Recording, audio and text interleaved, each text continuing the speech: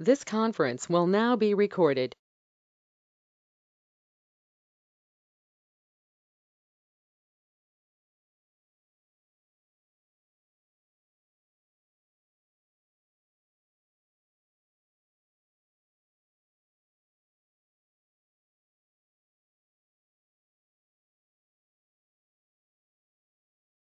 One, for example, 2012, has to be included. They're not, you can have them, if you want more financial information, we can have whatever. No, I'm with you. All right. All right, 6 o'clock, let's kick the meeting off. Do we have any support? We do, Stacey, if I could ask you to go through the attendance and we'll hand it to you. Okay, we can go around the room. We're gonna do it a little bit different this time. You can just say your name and where you're from, or actually say your name. In Rudy City first. Mark Dudnepper, Stafford County. Jason Graham, Fredericksburg. You can keep going. Cindy Lynn Stafford. Tim McLaughlin, Pennsylvania. Annie Kupka, King George County. Crystal Vanucci, Stafford. Dave McLaughlin, CPAC Chair. Marcy Parker, VDOT. Susan Gordon, Rita. Meg Bombke, Stafford County. Captain Parker, VDOT. Can we go on? Have you got the last VDOT one there, Stacey? Yes. Okay, great. Now the online folks, if you could just say your name one at a time, Stacey will capture your attendance as well. Committee members, so you don't want members of the public. Committee members, if you're online, if you could just give us your name. Chris Jakubowski. Sorry, Chris Jakubowski, Spotsylvania. Joe Stainsby, OmniRide, and Dr. Schneider will be there in person imminently. He is waylaid in traffic. Thank you. Yes, sir. Anyone else? I don't believe it. Kathy Bender, King George. Eric Harpoodian here on behalf of Tara Durant. She'll be here in a couple of minutes. Thank you. Anybody else? Todd Horsley, the RPT. Great. Angela Suit here on behalf of Stephen Haynes for VDOT Fredericksburg.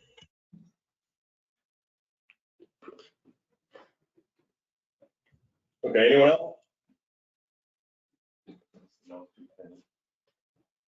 Stacey, we've also got Dr. Schneider.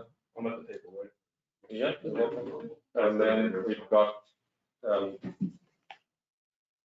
director of Freight Transit right over there. We're just doing roll call, sorry. Jamie Jackson. Okay, so, all right, I think that's all. Stacey, we have a quorum. Yes. Thank you, sir. Next item. Approval of the policy committee agenda. You have the agenda in front of you. We've got it on the screen, and we also have paper copies. Because sometimes some things on the screen are difficult to read, but you should have both a paper copy and it up there on the screen. Do we have a motion to approve? Motion to approve. Second. Do we have any discussion? Call the question. All in favor? Aye. Any opposed? Any abstain? Okay. None? None? Public involvement. Is there anybody here or online from the public that would like to speak?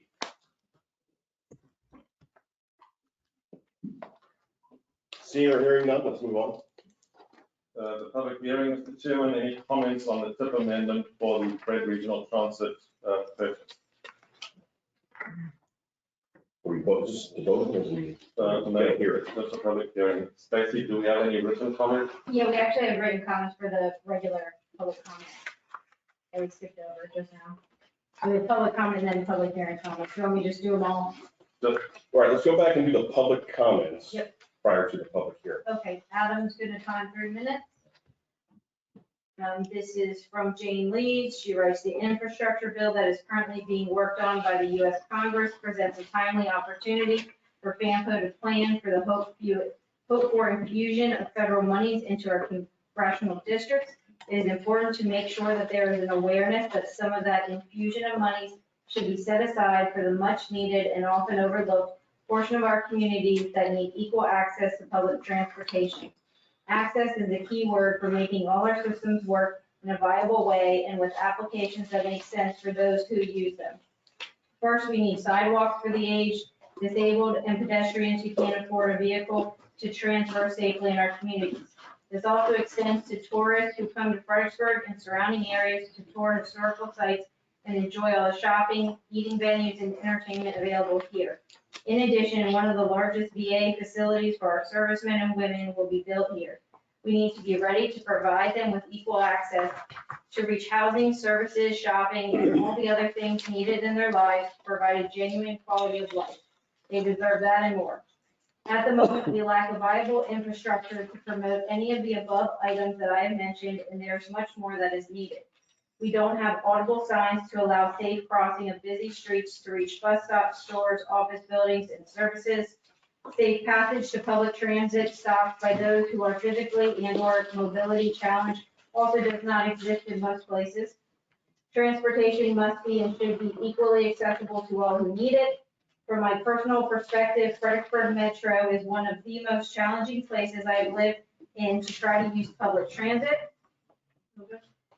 Many will point out that there is a low-cost shared ride service available. It is unfortunately overtaxed by limitations still imposed by the coronavirus, and its funding has not been sufficient for the growth in our counties. Fredericksburg Metro is one of the state's fastest growing areas. It is the last frontier between Northern Virginia and Richmond for affordable housing for families and retirees seeking to escape the higher tax burden found to the north and south of this area. We need to be ready to provide for them. They are taxpayers and potential revenue for our communities. They are used to more and better services than we currently provide in terms of transportation and access to it. Having the VRE, Amtrak, and other private transport to and from jobs, services, and entertainment venues is critical to the success of ridership and the use of this method of transport. There's also a need to expand its availability in the future beyond commuter hours and days. Transportation is a key element in all our lives. Having roads, interchanges, and bridges for getting to housing, educational, I don't know, we're still under 3 minutes. Training opportunities, jobs, medical and hospital sites, shopping, and so much more is not only crucial for those who drive, but That's in the package, correct? Yep, that's in the Somebody package. has to, wants to finish up the letter, would be great. And then we have one short one. This is from the owner of the Alpine Chef, Jeanette, I think is how he pronounces his name, Hornig. He writes, the no restroom issue at or around the train station is getting out of hand. I own the restaurant in front of the station. I have about 10 people daily using our facilities. I can say no to them, but I am a better person than that. My issue is 10 people equals 10 gallons of water, 7 times a day, that is 70 gallons of water, times 4, that is 280 gallons of water per month. That is a third of my water usage, so something has to be done. Rent affordable bathrooms, something. Either that or I have to get reimbursed for the usage. Waiting for a reply. Ian, can you forward that letter to the city? We'll take that letter to the city. Formally. Any other comments? That's it for the public comments. We have some for the public hearing. Okay, so now we're public here. Now we're public hearing. Okay, Adam, you want to start the timer? Okay, this is from Jane Leaves, a resident of the area. She writes on the thread, public tip amendment, while expanding a parking lot for riders and staff has its merits and advantages, it only serves a certain portion of the population using bus transit services. People with disabilities are mostly left out of this planning process. The latter frequently do not drive, hence their need for public transit. Many are financially and disproportionately disadvantaged in being able to buy vehicles to drive due to low incomes. Individuals impacted by job loss due to the coronavirus have also lost the use of their vehicles in many instances. Having more parking at one place only encourages staff to use the lot instead of using public transit to go to and from their jobs at the transit center. It would be useful for them to use the bus frequently and report back to management on the driver's job quality, attention to passenger needs, and requests, particularly in their response to riders who are disabled. My experience with riding the bus was very challenging and unpleasant. I am visually and hearing impaired and rode the bus with my guide dog. The driver forgot to pick us up for a scheduled diversion trip to return back to our place of origin. It was February late in the afternoon and bitterly cold while we waited for a bus that did not show up. The driver who took us to our destination earlier in the day forgot to call out my stop and instead visually signaled to me even though I told him I was hearing and visually impaired. I personally believe using the funds to give those who are financially challenged to qualify for free bus passes on a quarterly basis would serve the population most in need of services. The latter will ensure that riders using free passes can continue to qualify for the benefit if necessary and avoid abuse of the privilege. The aged, disabled, and poor are grossly underserved by our transit system as the availability for shared ride services is stretched beyond its ability to serve them. The latter leaves few options for those who cannot drive themselves.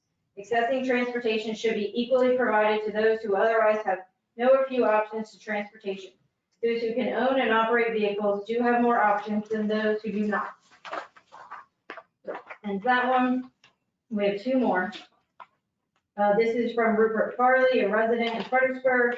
On the Fred parking lot tip amendment, he writes, "This strikes me as a bad idea. What more evidence does the city need that their public transit system is a failure than saying, even the bus depot needs a parking lot? It appears Fred is saying you can't get there by taking the bus. Providing more parking is like providing more highway capacity. It encourages automobile dependency, thereby ratcheting up financial and environmental costs. It would add insult to injury if that proposed parking site was thereby prevented from future pedestrian-oriented development, such as shops, cafes, dwellings, etc. I'd rather see the $1,752,000 spent on improving frequency of service so that Fred staff can take the bus to work, but funding rules undoubtedly won't allow that." Last one, from Dave McLaughlin. "I'm opposed to this proposal as it is unjustified. In fact, the evidence suggests they don't even have a valid requirement for the existing lease with the church parking lot.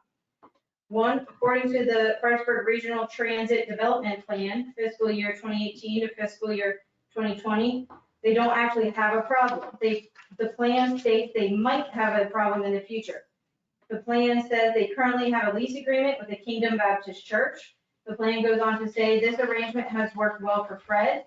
However, the Kingdom Baptist Church is presently for sale and the parking lot may not be available in the future to accommodate Fred's parking needs. Two, the demand does not seem to be there. When I went there on a Wednesday afternoon at 3:30, there were plenty of open parking spaces. In the Fred Central parking lot, in the church parking lot, there were only 5 cars in this lot, and it's uncertain they were even Fred employees. And adjoining street parking in Secobeck and Stafford, for example. GW Wright Connect has proven how much cheaper and flexible it is to lease parking places rather than acquiring, constructing, maintaining, and owning them. Lastly, if they lose the lease at the Kingdom Baptist Church, and if they really can prove they have a valid requirement, then negotiate a lease with the owner of the parking lot or the Grace Fellowship Church or one of the other businesses nearby." That concludes comments for a public hearing, unless you have somebody online. Is there anyone online that would like to make any comments on the public hearing?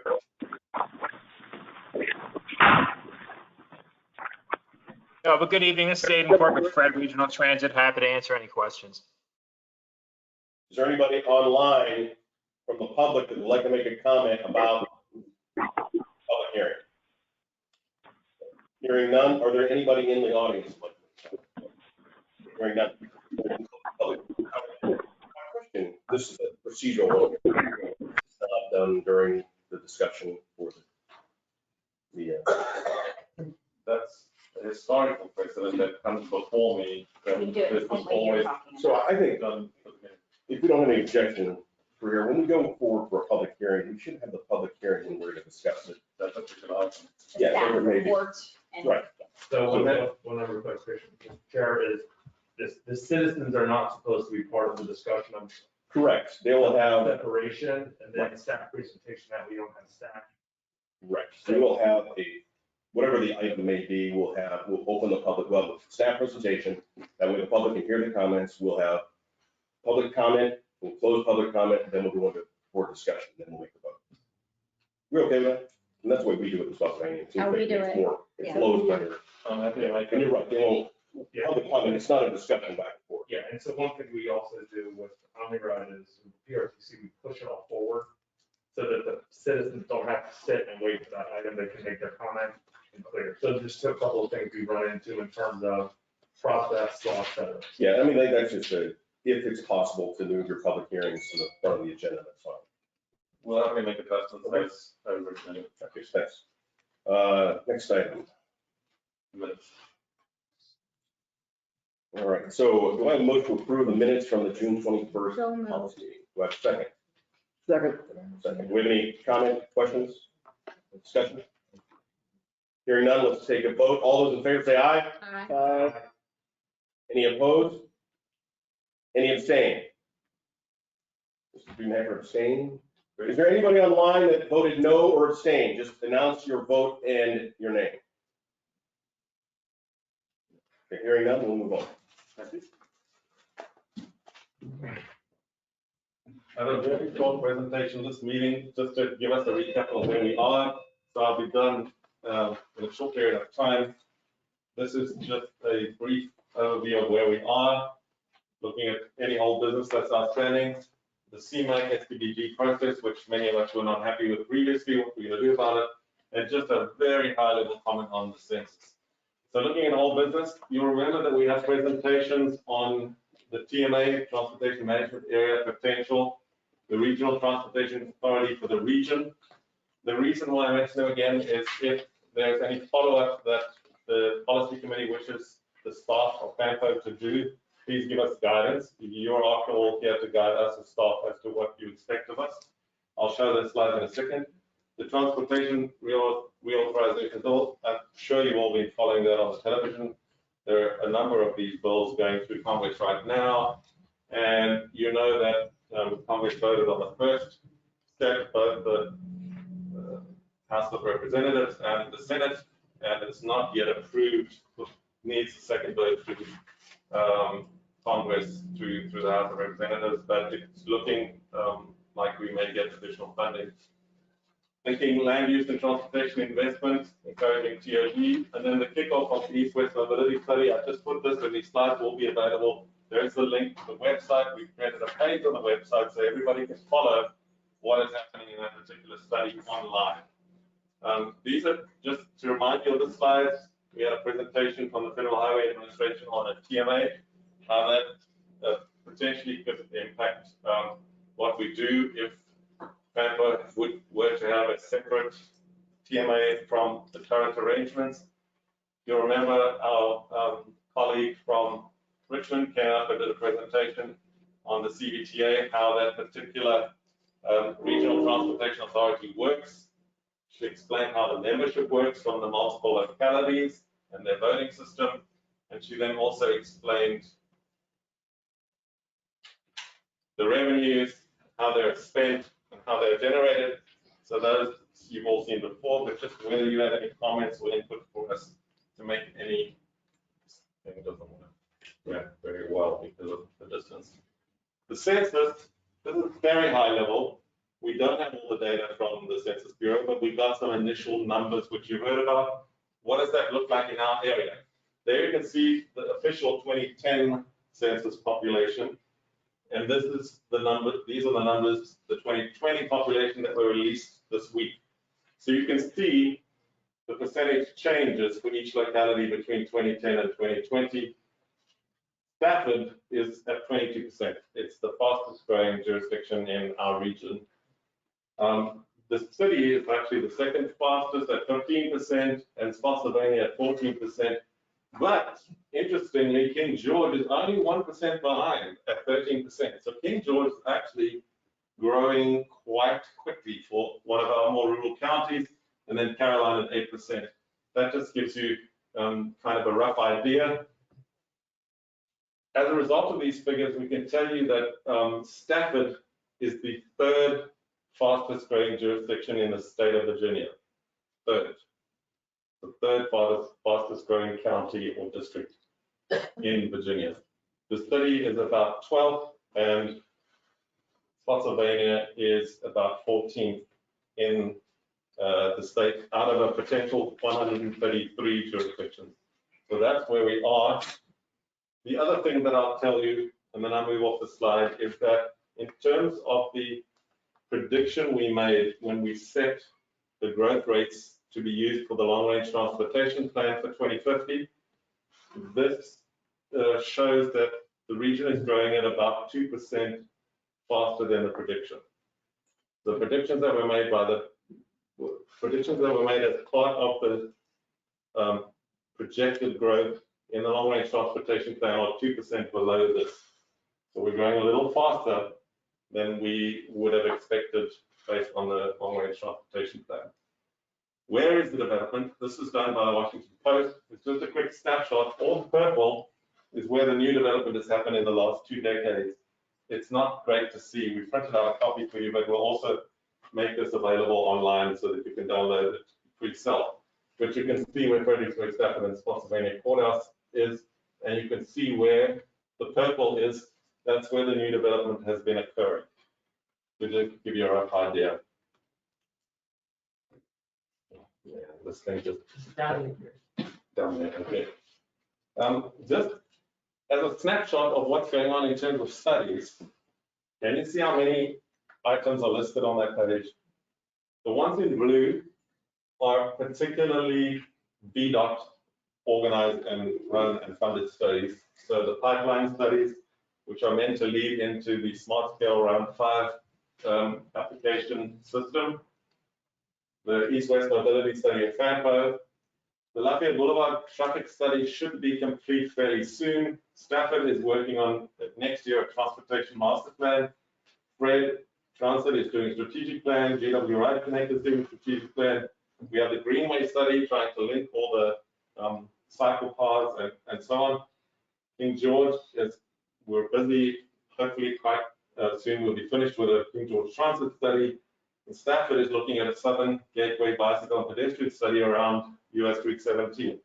And I was reminded that as FAMPO, we should be the ones to try and integrate all of this to keep them all together. So you can see as FAMPO staff and yourselves, we're going to be quite busy trying to make sure that these studies don't conflict with each other. We need the recommendations to work together at the end and not conflict. Otherwise, when we apply for funding, we might be in the soup. So we've got quite a job ahead of us. The CMAC STBG thing, just to give you a little brief of where we're going. We know that the current prioritization system is old. It was done many years ago, and it doesn't function very well for us. There's often a lot of conflict around how we decide which project gets the funding. So instead of that, we would like to fix and have a new prioritization methodology in a similar way to how we've done the LRTP system. So we're looking at working on an updated methodology. Focused minor update last year was already done. Spring 2021, there was a call for projects, which identified the need for more concrete language. I said to you earlier, we weren't happy, you weren't happy, the TAC wasn't happy. We need better language. So we're looking at a more extensive update this fall on a very quick schedule to plan for the next round. And the basis of these new scoring measures,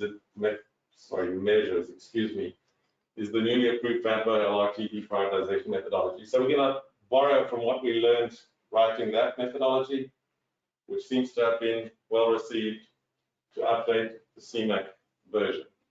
There's a timeline for you. When will we do it? Starting in August, September, we'll develop a draft. October, we'll present the working draft, do a little workshop, continued review in November, and then approval in January, together with a new call for projects. So that will enable us to have a much more structured, we hope, well-received methodology to score future projects along the lines of LRTP1. Way forward, we're very happy. We got an approval letter from FHWA FTA for the UPWP. So they're happy with our program of work. The quarterly report is in your pack. We'll talk about it at the end of the meeting. this is a good feather in our cap.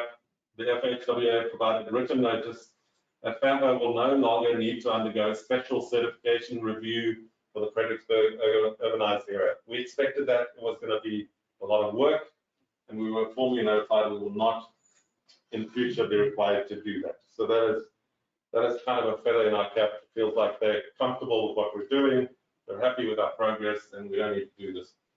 The closed session at the end of tonight's meeting is for all policy committee members, voting and non-voting members, but only members.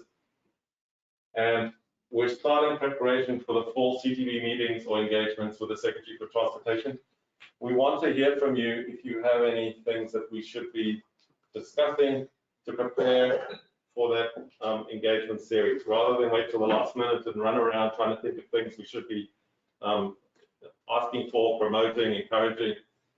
Let's start thinking about those thoughts now so that we as staff can prepare for those engagements and can assist you as policy committee members with whatever you may want to do.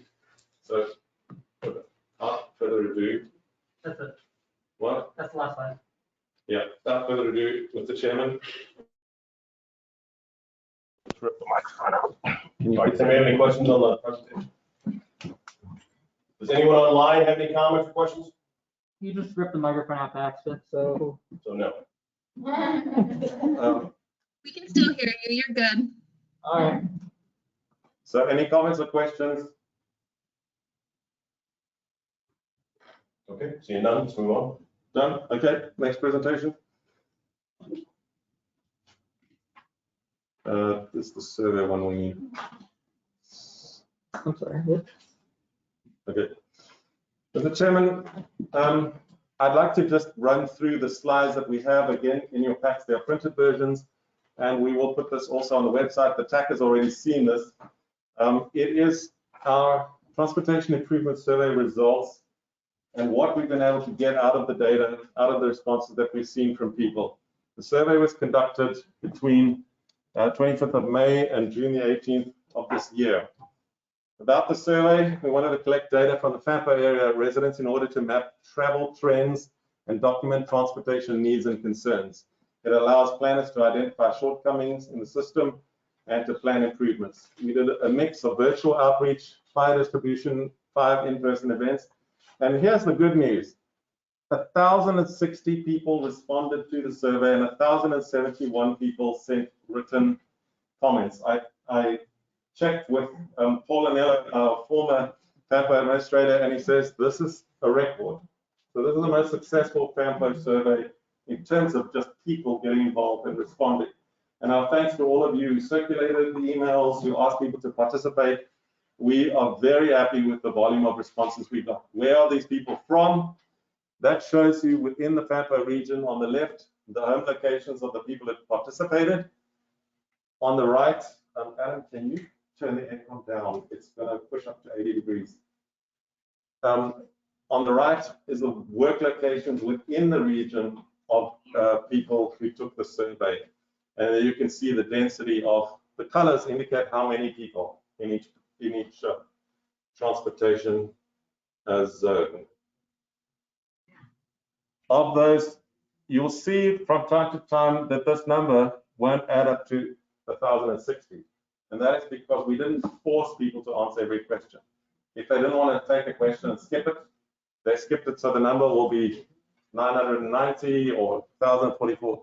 But of those who answered, where do they work? 44% are working outside of the region, 50% are working inside of the region, and 6% were teleworking from home before COVID. When you look at where they're working and you look at the whole region, you can see there are a couple in Richmond, surrounds, a bunch in DC and Northern Virginia, and they're the jurisdictions within the region, quite a number also working in King George County, as you can see. The population participation demographics, there's fairly even male, female, and gender neutral participation. We looked also, about other ways of self-identifying. Are you a low income group? Are you a senior citizen? 12% of the people were senior citizens. And minority groups, 10.5%. You can see just the kind of demographics of the people that took the survey. Of course, some people said none of the above, and we don't know if they may have chosen not to answer as well. So people just didn't answer, as well as some who identified none of the above. What can we learn? These are the key roadways that people complained about when we said, where do you have difficulty accessing? Okay, so you can see I-95 is their biggest worry, based on, and I must be clear about this, based on the number of mentions of the I-95. That's all that it tells us. Doesn't tell us anything more than that. Just these are the number of mentions. Route 3, Route 1, 17, a potential river crossing. There are 13 people who mentioned that. Gordon Road, Route 2. These are the roads that people are concerned about, particularly. Parking and travel subsidies. On the left, you can see those who get a parking subsidy, and it's broken up into those who work in the FAMPO region and those who work outside of the FAMPO region. Again, those who have subsidies of their ticket fare to say ride the VRE or to ride some, you can see the breakdown again between the blue, those who work inside the FAMPO region, those who work outside of the FAMPO region.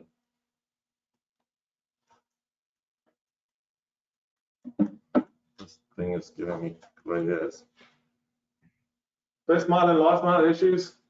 People are concerned about the infrastructure and systems not well designed for first mile and last mile travel requirements. There's a willingness to walk or bike if there are safe paths, or to take transit if there's better access. Transit overview. For those who work inside the region in blue, those who work outside the region in orange, you can see when we asked people, why did you not take transit instead of your car, to see if we can understand why people do things. The two most important things are accessibility to transit, and the transit is infrequent, unreliable, inconvenient. Those are the two metrics. However, the orange is people who work outside of the region. They're more worried about accessibility. They can't get to the train or to OmniRide. Whereas those who work inside the region are more concerned about reliability, predictability, the level of service of, say, a Fred or other options are infrequent and not reliable enough. So those are the two things, and you'll see throughout the survey, those two metrics keep coming back. Accessibility means I can't get to the thing, basically, and the service level, it's about frequency, reliability.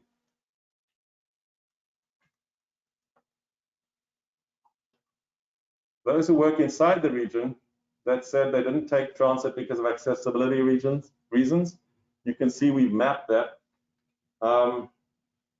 Those are people who work inside the region, access is a problem. Those who work outside of the region, access is a problem. And you can see differences, for example, here in Northern Stafford. These are folks who work outside of the region, and it's much more prominent that they have difficulty accessing long distance transit. Why did local workers not take the bus? This is a question that was only applied to people who live in the area and who work in the area. So 498 of those people are those who live and work in the region. Trip by transit is inconvenient, no route or connection from home to my destination of that. That's by far their most significant concern. If they work in the region and they need to get to work by transit, the route system doesn't suit them. That's their biggest concern. And the second biggest concern is that it takes too long. The time to travel is too long. Why long distance commuters don't take public transit? These are those who work in, say, BC or Northern Virginia. Again, there's no option along their route. Okay, again, it's accessibility and the options not being there. Again, it's inconvenient. There's no connection near my home.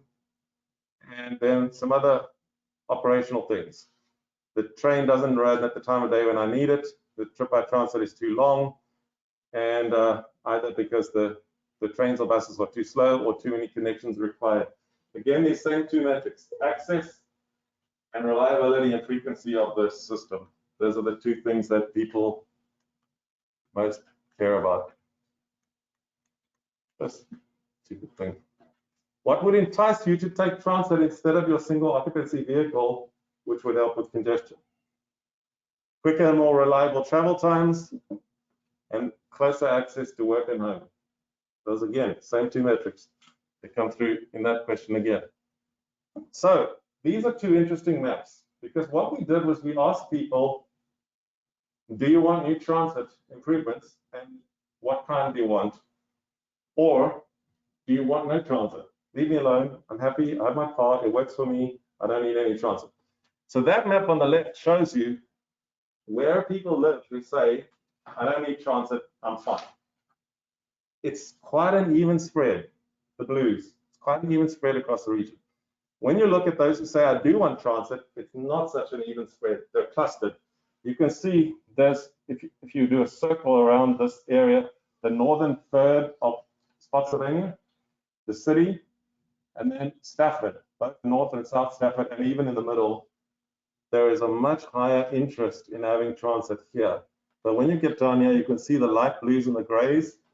We don't want transit, we happy. So you can almost draw a line here and say this part of the Fampo region wants more transit, and the bottom 2/3 of particularly Spotsylvania area want less transit.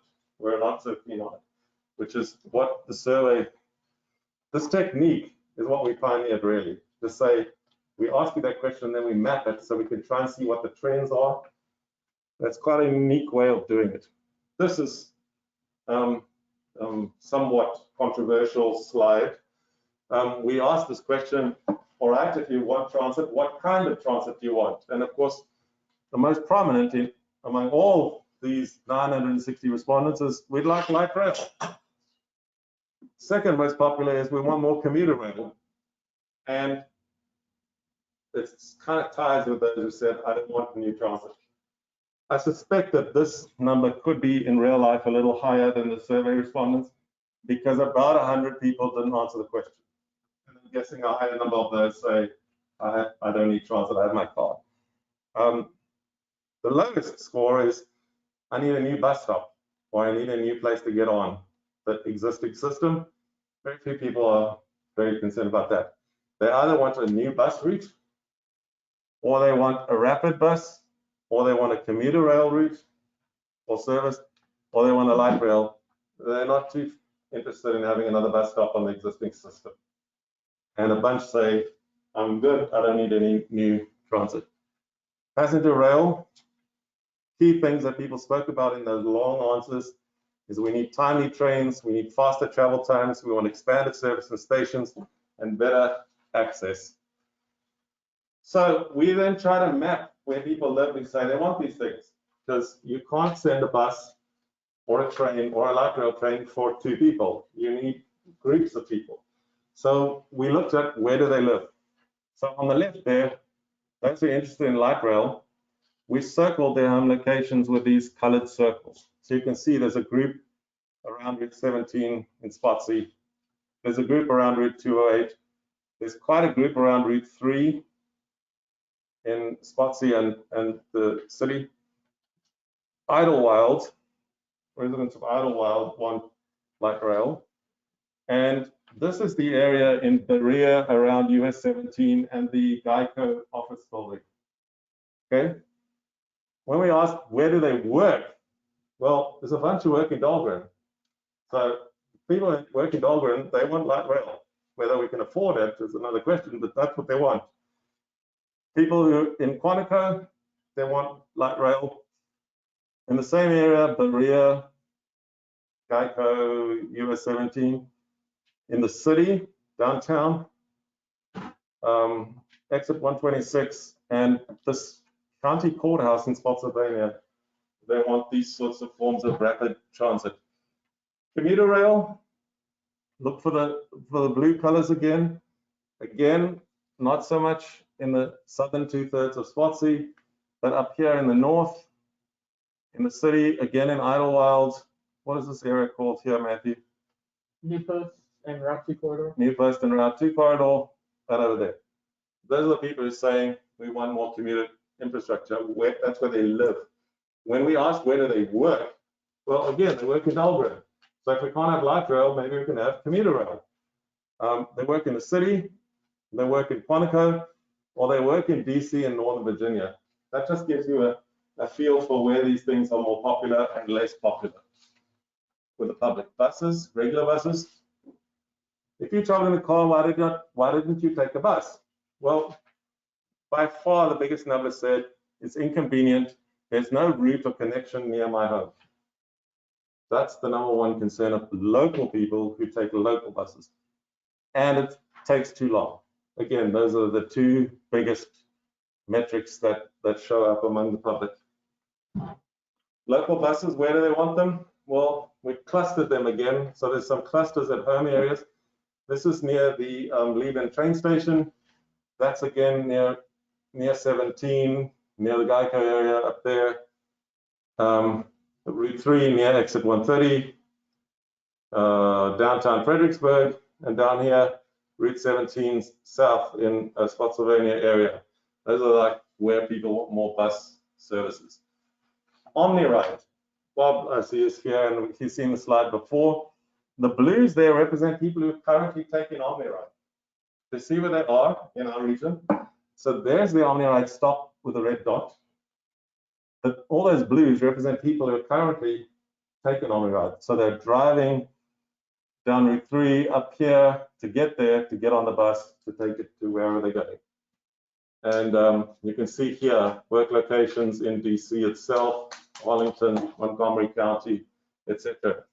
I don't understand this, because this says that they say they take an OmniRide, but they're they're working inside Fanto. I don't think that's practically possible. So I think that's problematic, people not completely understanding the question. Just some transportation challenges for people with a disability. No route deviation options, which they want. Lack of paratransit options, which they would like. The guaranteed ride home program is not compatible with wheelchairs. I didn't quite know about. And inadequate pedestrian infrastructure for those with physical disabilities. Overall impressions? Congestions on key highway roadways is a key concern. That's a big issue for many of the respondents.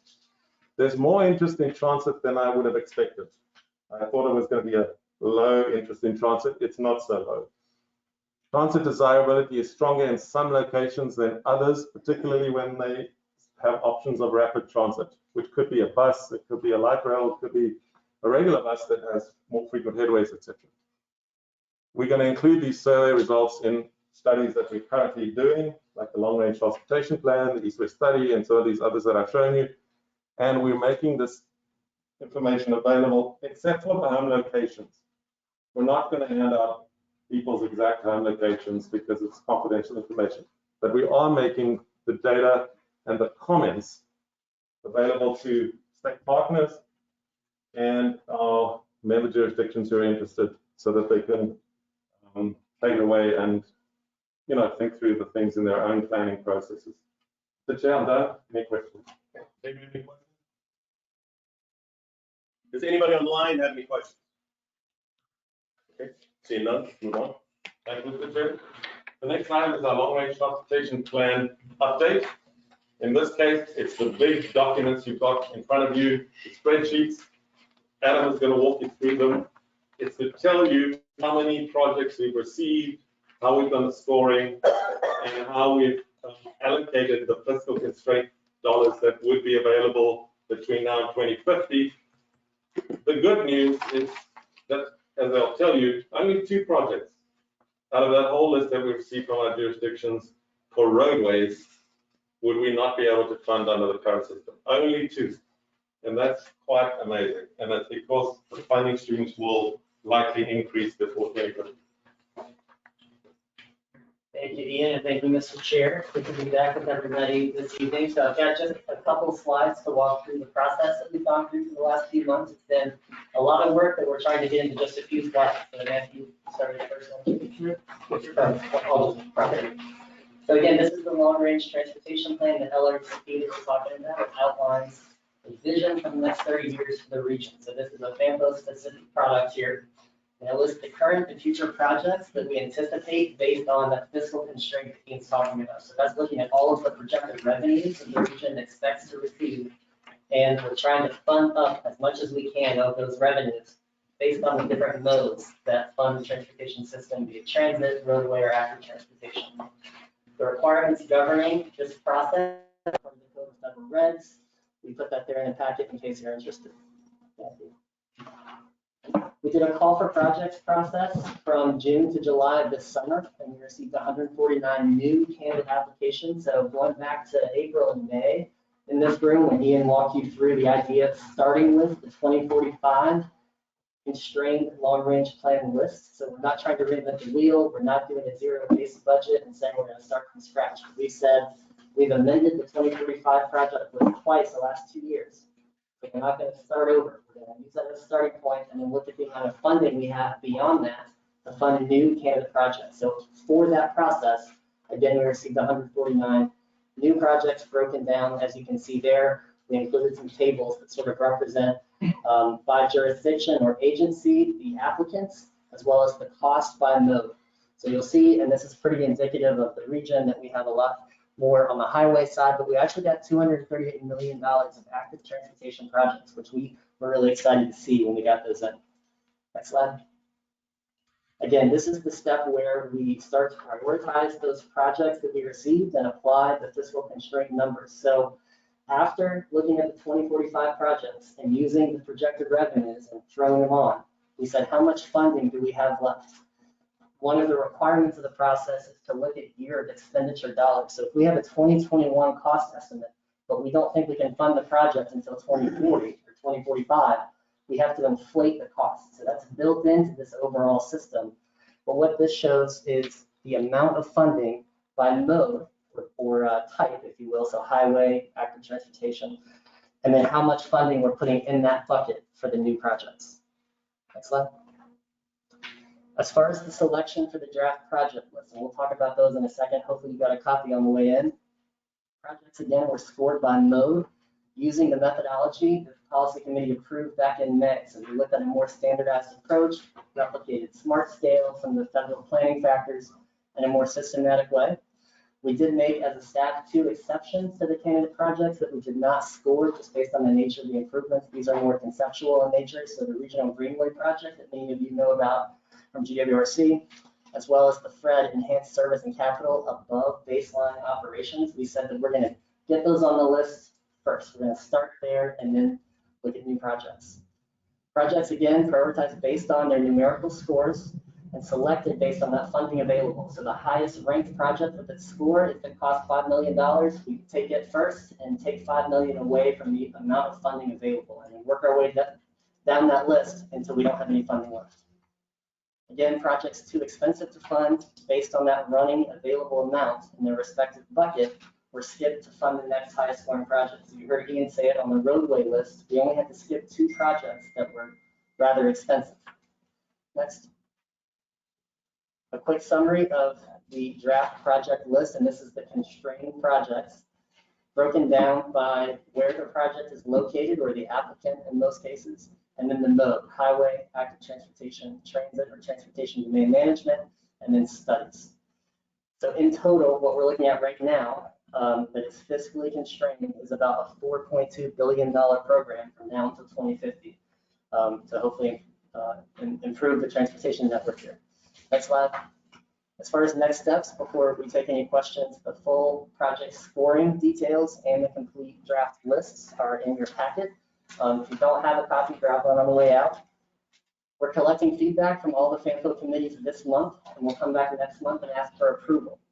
VDOT will then do an air quality conformity process. It's largely paperwork at this point. We don't have to do an emissions analysis from October to December. And then one of our consultants right now, Cambridge, will complete the 2050 build scenario for the regional travel demand model. So they will have a presentation to the policy committee in November. Anticipated adoption is in the March and April timeframe of 2022. So I know it's a lot of information. There's a lot that's in the package as well. What we wanted to do tonight, again, with the policy committee, is start the conversation, take some questions that we can respond to over the next few weeks, and then put together what we're going to propose for the final list in September. Mr. Chair, I'll take any questions. Any comments or questions from in the room? Thank you.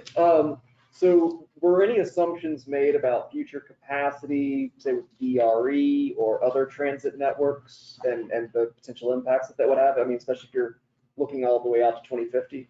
Are you referring specifically to the modeling process? Exactly. I mean, if you would think about the potential impact, if you take other transportation systems into effect. Yeah, that is definitely something that we looked at. So this is a system-wide plan. So it's not just isolated to roadways or just transit, it's sort of all in. As far as the project selection process, we don't do any modeling, but we do as a planning effort to help round out the plan, do a modeling process. So we're working with Cambridge right now on specifically what the inputs are. The FAMPO model compared to, say, the Washington DC model is not quite as sophisticated, but we're trying to work in as best we can all of the planned transit improvements so that we capture that. One thing that Ian will talk about, I'm sure, quite a bit next month is we're also working with VDOT to look at different scenarios if transit was implemented more or if land use changes were made to see what those impacts would have. So this idea of scenarios plan. So it is built into the plan in that way, but not as far as project selection. Okay, thank you. Any other comments in the room? Questions? Yes, sir. What steps have been taken to lower the cost of some of these projects? So in terms of that question, if I could just respond, FAMPO does not evaluate the cost net for each individual item because we don't do in-house engineering and evaluation of dollar values. The VDOT, I think Marcy is here and some others, have to verify those cost estimates when they get into the system. But remember, the long-range transportation plan, we don't actually have that cash. All that does is says, based on the amount of cash we anticipate that we will have between now and 2050, which of the projects would we like to consider for funding in the future? But none of them is actually funded. They're just, it's a window on the future of what is likely to happen and what is possible to happen and which projects we would, as a region, like to have in that plan. I don't know whether Marcy wants to comment on the affordability side of that, but we don't get into individual project costing because it's out of our control. It's a high level planning estimate for now, because until you know what the scope of the project is, you can't really look at the cost savings aspect. So this is a thought, and here's the price of a thought, and then when we get into the planning, that's when we start to really look at where can we reduce, where can we save money, where can we do, that's not. So when actual dollars become available in the future, that's when the cost effectiveness of that project can be analyzed by experts who look at that. And we don't do that at this because this is up to 2050. We don't know if all these projects will actually materialize at this stage. I was just surprised to see, I looked at the plan like 5 years ago, and most of the costs at least double, if not triple, just shocked there's that much inflation in these projects.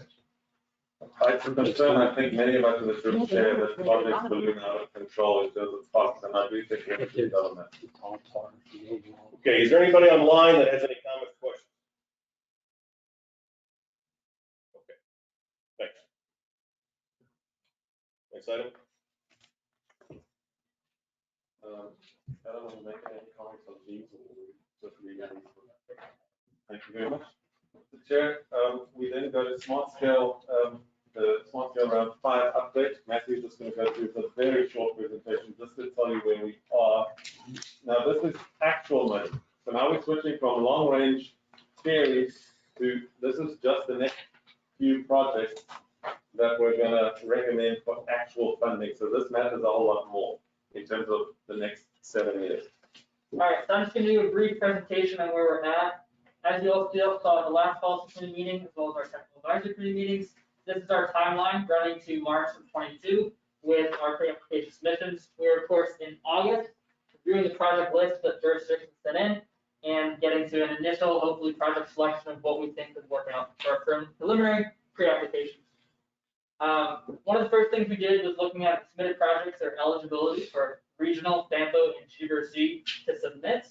This is just taken from the guidance on what that could look like. So corridors of significance in the regional networks, projects that are on those are eligible for us to submit. Quickly, I'm going to go through these quickly with just a list of projects that each jurisdiction submitted. So all GWRC jurisdictions, as well as anyone else eligible, so Caroline County, King George County, Fred Transit, Stafford County, Spotsylvania County, and just a note, the bottom 6 projects are going to be their local projects. The top 6 are going to be their regional projects. And then the city of Fredericksburg, and then DRE at the bottom. So these are just ideas for projects at this point. We're going to be next steps, reviewing the project list, candidate projects for the consideration. We requested our TAP members to tell us which projects they would like for regional versus local, and some of them have done that. So we'll be splitting up the list into regional and local projects, and we'll be scoring the regional projects based on our LRTP scoring process, which Adam just presented on a little bit. And we present them in September to assist with project selection, or which projects we think could work well in this score process. And then looking ahead into September, potentially making a request for specific VDOT preliminary pre-application assistance. Happy to take any questions. Do you have any policy committee member questions? Anybody online have any questions from the policy committee? Seeing none. Thank you, Mr. Chair. Now we have the 2 resolutions. We've got Jordan online. Matthew, can you pull up the video link?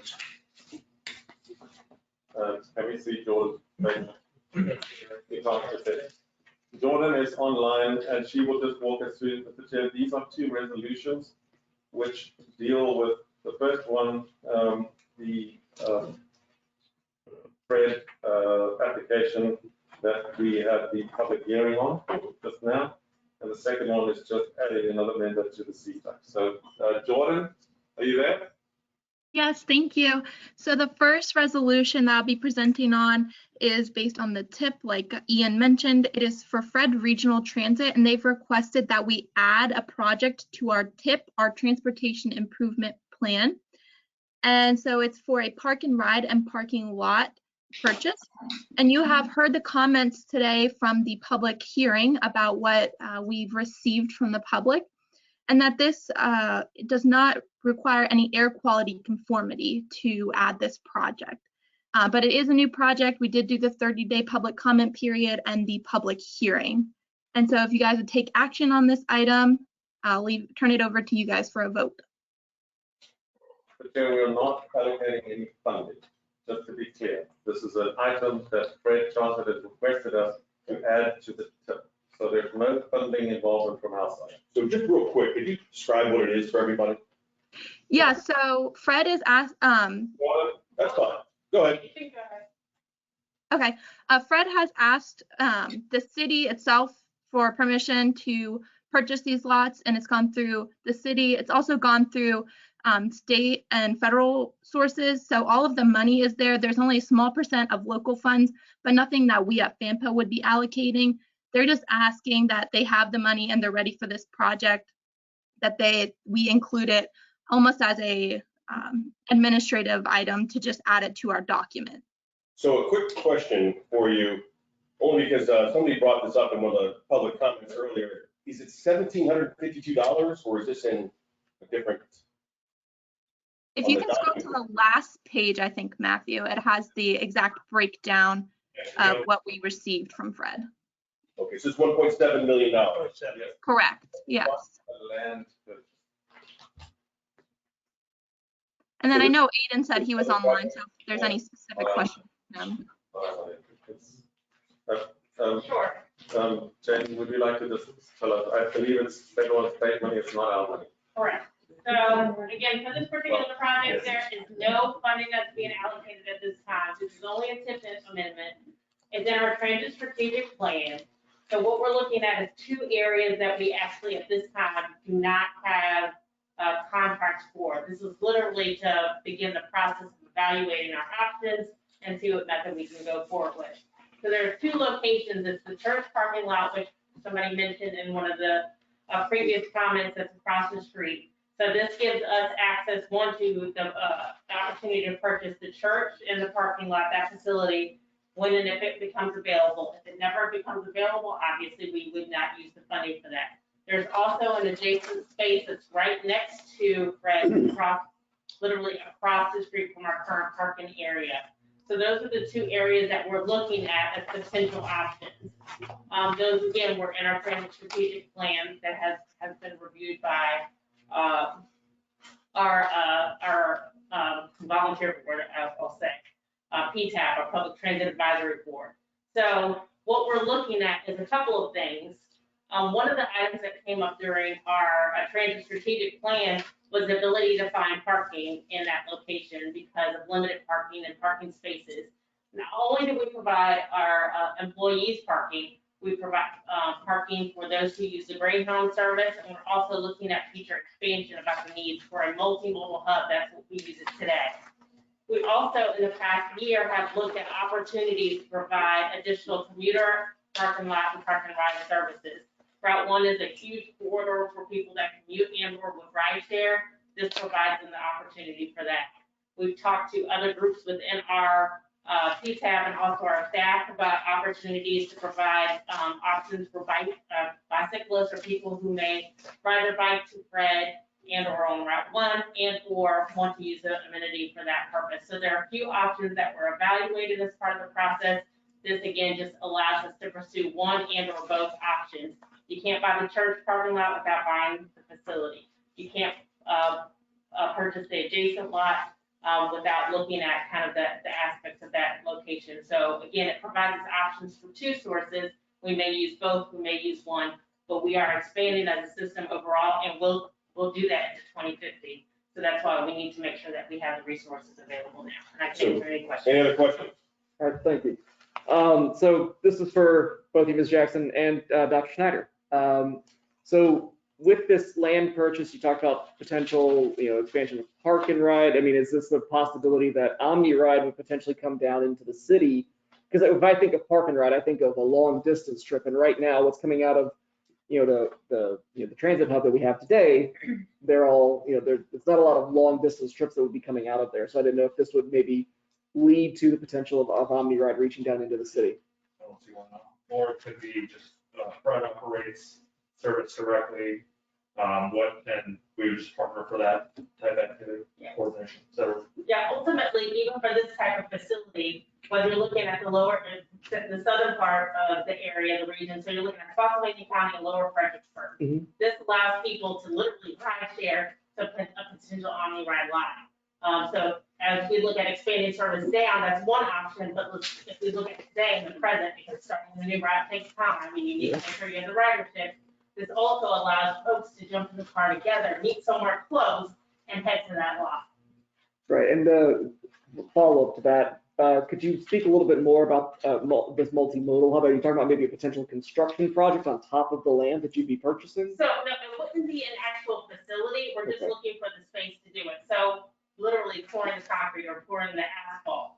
And when I say multimodal hub, so we allow for Greyhound today. What other options or TNC options can we provide in that location? Could it be an Uber? Could it be a Lyft? We need to make sure that we're providing spaces. If you look at other regions of our size that have opportunities for taxis, Uber and Lyft, rideshare, and cyclists. So again, the options are what we'll continue to evaluate. We're looking at what's the best fit for the region and the system, but that's what a multimodal hub looks like, being able to use all modes and access all modes. So not only are it's the people that ride the bus, it's the people that are looking for other options as well. And it's that new BRT and light rail train system that I'm going to build for you. Right. Anybody online have any comments or questions? So just to clarify something, you said it's not funding from FAMPO. What does this compete against? I'm not sure because it's not something that comes through us. Right, but why are we approving it? I'm just saying, what is this? Eventually there'll be a vote whether to do this or not in the future. But what does this $1.7 million compete against within where this funding is coming from? So I wouldn't say that really competes against anything at this time. So I can do a few things or access the source of funding from a few methods, but this is a capital project. But this doesn't mean that I don't get a bus because I buy this project. Yeah, because where's this source of funding coming from? So a couple of options. I could use the funding through FAMPO, so that 5307 commuter service funding that we talked about before, that can be an option. I could use our regular capital allocation where we ask that from the Fed, state, and local government. And it could be local only funding, which. Local being Fredericksburg? It could be Fredericksburg, it could be the region. So that's my question I was kind of getting at. So if it's 5307, then there is bandwidth discussion as far as allocating a private. Correct. Right, so I where that may be. So I want to make sure we're clear that there potentially will be a vote on our prioritizing this parking lot or this purchase over something else if it's 5307. Is that correct? There could be a discussion if it went to And family. that is a future vote. Yes. We are just authorizing you to put it on the tip amendment at this point for a future discussion about funding. Is that correct? Correct, and the funding may be any one of those combinations of funding that's spoken about. And Mr. Chair, the reason that it's a policy board question is it's control the tip, but downstream it also may be a combination of lots of those things, including 395 funding, competitive grant, you have the infrastructure grant coming in. There's a lot of different mechanisms that could actually be consortium purchase. But it has to get through this tip process in order to even be considered for any outside funding. Any comments or questions? Seeing none, do we have a motion to approve? Do we have a second? Second. All those in favor, say aye. Aye. Online, all those in favor? Aye. Policy committee members? All those, anybody opposed? Anybody opposed online, state your name and your jurisdiction, and if you oppose it. Any abstentions? Any abstentions online? State your name and jurisdiction. Stacey, if you could present the next item, the resolution for the new CPAC member. Sure. Before you is a resolution to appoint an at-large CTAC member. This committee appoints at-large citizen transportation advisory committee members. And this is a Stafford County resident named Rodney Thomas. I just one quick question. How many, are we full? Do we have all the members full? How many are full? No. Never have. Spotsylvania has one. So we're. Spotsy is really hurt. We're desperately in additional. To put out something on the committee members where the vacancies are, I will do that. and then encourage us to. And Chair Spotsy is supposed to take over chairmanship. Cindy, Email did you it. put this forward? You did? Really Take care of that. All right, based on that, do we have a motion to approve? So moved. Is there a second? Second. Any discussion? All those in favor, say aye. Aye. Everyone online, aye. All those opposed? Anybody online that opposes, state your jurisdiction and name.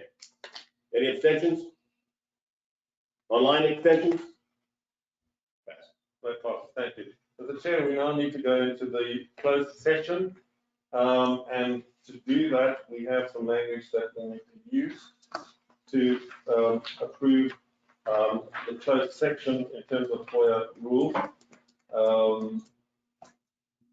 Voting and non-voting members of the policy committee, the FAMPO administrator, and designated staff are invited to attend the closed meeting because they are deemed necessary, and their presence will aid the body in its consideration of the topics to be discussed pursuant to Virginia FOIA section 2.2-3712F. We would like to go into a closed section. Adam, if you could please explain to the folks online about going into the online closed session. And we would ask those who are not currently FAMPO members, including non-voting members, if they could wait outside for the closed session. And we should I give Non-voting states. non-voting members stay? You are not a member. But you need to be a member in order to go into the closed session because we're considering economically sensitive information. So moved, by the way. Is there a second? Second. All those in favor? Aye. All those online in favor? Anybody opposed? All right, we go to closed session.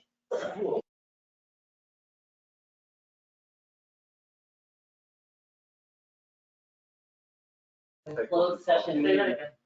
Say that again, Alan. if you are online and you are a policy committee member, voting or non-voting, please switch over to the closed session meeting room.